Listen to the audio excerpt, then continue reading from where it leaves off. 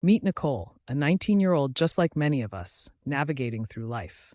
One day, she thought it was just going to be a routine trip to the dentist. Her dad dropped her off, and she walked into the familiar dental office, ready for her appointment. Up until that point, she had no reason to feel anything other than calm, especially with her dentist being an older gentleman who seemed kind.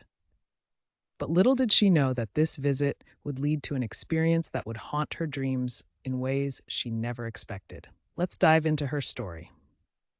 As Nicole settled into the dentist's chair, she felt that usual sense of ease, the crisp white coat of the dentist, the sterile smell of the office, and the hum of dental equipment all played a part in creating a comfortable environment. The dentist, an old white man with a friendly demeanor, greeted her warmly. He was the type of dentist that gave off a vibe of experience and trustworthiness. However, it was this very moment when he placed the gas mask over her mouth and nose that things began to shift. While most people would find it routine, the mask made her feel a little strange. As the gas took effect, she slipped into a sedation that felt heavy yet safe. Little did she know, this moment of calm would soon give way to something far more unsettling.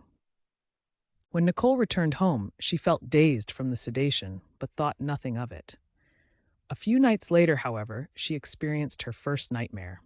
In the dream, she found herself back in the dentist's chair, unable to move, with the same dentist looming over her. To her horror, she felt the sickening sensation of him licking her face. It was surreal and terrifying. Each time she woke up in a panic, her heart racing, she couldn't shake the unsettling feelings from the dream. It felt so vividly real that she was left questioning her sanity.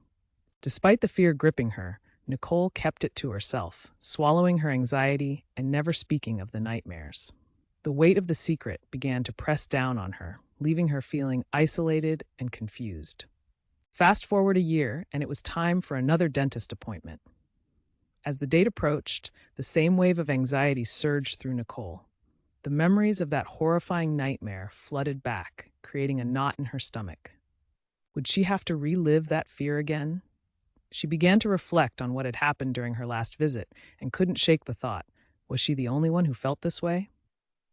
On one hand, she felt a deep sense of shame, but on the other, she knew this couldn't just stay bottled up forever. The thought of talking about it gnawed at her, making her question whether she should open up to someone about her fears before the appointment. Would anyone believe her? Would they take her seriously?